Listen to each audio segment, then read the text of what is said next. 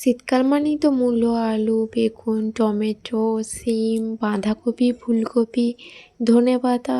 তো বন্ধুরা, আজকে এই বাঁধাকপি ফুলকপি বাদ দিয়ে, এই দুটো বাদ দিয়ে রেসিপিটা একটু বানানো যাক। তো আজকের রেসিপিটা মূলো, আলু, বেগুন, টমেটো, ধনেপাতা দিয়ে রেসিপিটা বানিয়েছি। তার সাথে রয়েছে রেসিপির স্বাদ বা টেস্ট মেনটেন করার একটা সিক্রেট। তার জন্য ভিডিওটা শেষ পর্যন্ত দেখতে হবে।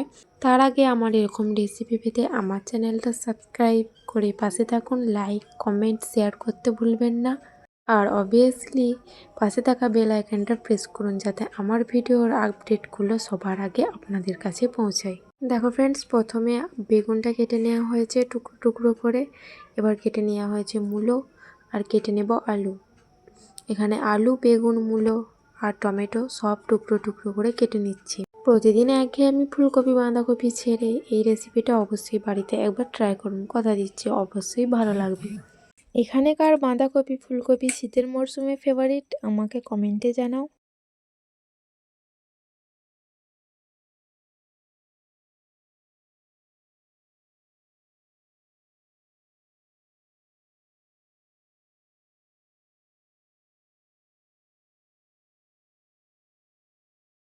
তো এখানে একটা টমেটো চারখাদি করে নেওয়া হয়েছে।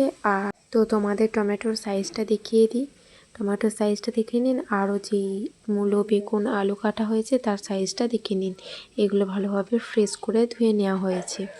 এবার কড়াইয়ে সর্ষের তেল গরম করে আলাদা করে বেগুনগুলো প্রথমে নুন আর হলুদ দিয়ে ভেজে নিচ্ছি।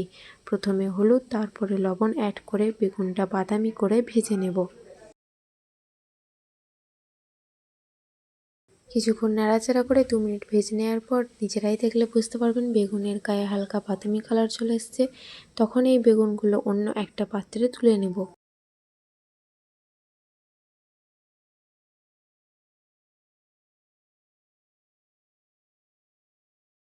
দেখুন, বেগুনগুলো ভাজা আমাদের কমপ্লিট হয়ে গেছে। এবার এই বেগুনগুলো অন্য একটা পাত্রে তুলে নিচ্ছি।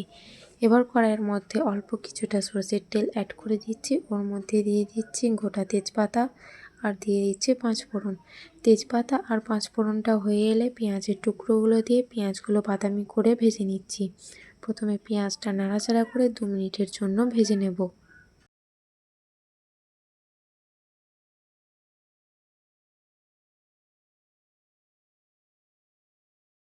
পেঁয়াজটা একটু ভাজা হয়ে গেলে দেখবেন কেটে রাখা টমেটোগুলো ওর মধ্যে অ্যাড করে দিচ্ছি।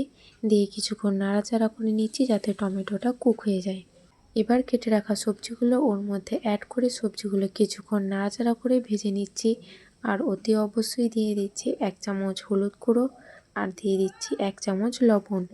দিয়ে কিছুক্ষণ নাড়াচাড়া করে সবজিগুলো ভালোভাবে কষিয়ে নিচ্ছি বা ভেজে নিচ্ছি।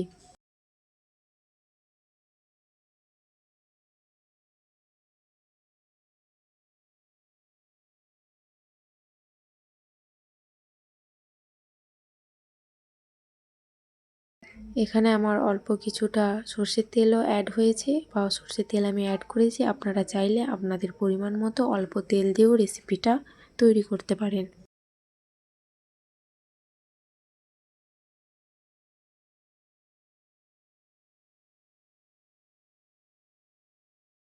ততক্ষণে একটা মশলা ভিজিয়ে নিই। এখানে বাটিতে অল্প কিছুটা জল দিয়ে দিয়েছি 1 চামচ হলুদ গুঁড়ো, 1 চামচ লঙ্কার গুঁড়ো আর দিয়ে দিয়েছি 1 চামচ জিরে গুঁড়ো। দিয়ে মশলাটা ভিজিয়ে রেখে এর মধ্যে অ্যাড করে দিয়েছি।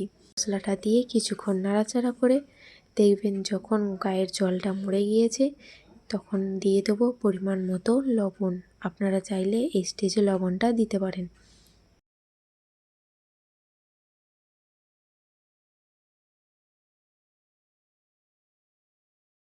গায়ের জলটা মরে যাওয়ার সাথে সাথে যখন দেখবেন তেল ছেড়ে দিয়েছে গা থেকে, তখন আরও কিছুটা জল অ্যাড করে দেবো। দিয়ে মশলাটা আরও 1 মিনিটের জন্য কষিয়ে নেব।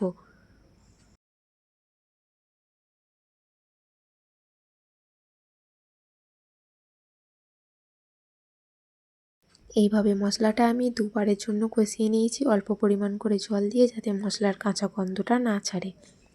এবার মশলার গা থেকে তেল ছেড়ে দিলে পরিমাণ মতো জল অ্যাড করে দিচ্ছি, যাতে আলুটা খুব ভালোভাবে বয়েল হয়ে যায়।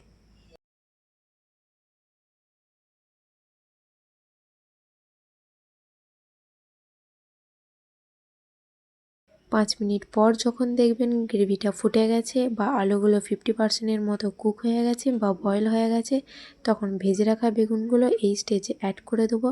আর স্বাদ মেনটেনের জন্য অতি অবশ্যই যেটা জরুরি সেটা হচ্ছে চিনি। অল্প কিছুটা চিনি দিয়ে রেসিপিটা আবার ঢাকা দিয়ে দেবো গ্যাসের ফ্লেমটা লো করে।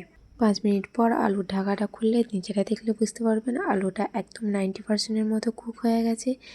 এই সময় দু একটা আলু বা টমেটো খুন্তির সাহায্যে একটু মেরে নেব, যাতে গ্রেভিটা গামাখা গামাখা হয় এবং গায়ে গায়ে হয়ে আসে। গ্রেভিটা গায়ে গায়ে গামাখা গামাখা হয়ে এলে অন্য একটা পাত্রে নামিয়ে নেব। ব্যাস, তাহলেই রেডি এই রেসিপিটা। খুব সহজ পদ্ধতিতে শীতকালে বাড়িতে কয়েকটা টাকা উপকরণ দিয়ে এই রেসিপিটা আপনারা বাড়িতে বানাতে পারবেন। তো বন্ধুরা, এই ছিল আমার আজকের রেসিপি। আজকের রেসিপিটা আপনাদের কেমন লাগলো অবশ্যই আমাকে কমেন্ট করে জানাবেন। আজকের মতো চলো টাটা, দেখা হচ্ছে অন্য কোনো নেক্সট ভিডিওতে।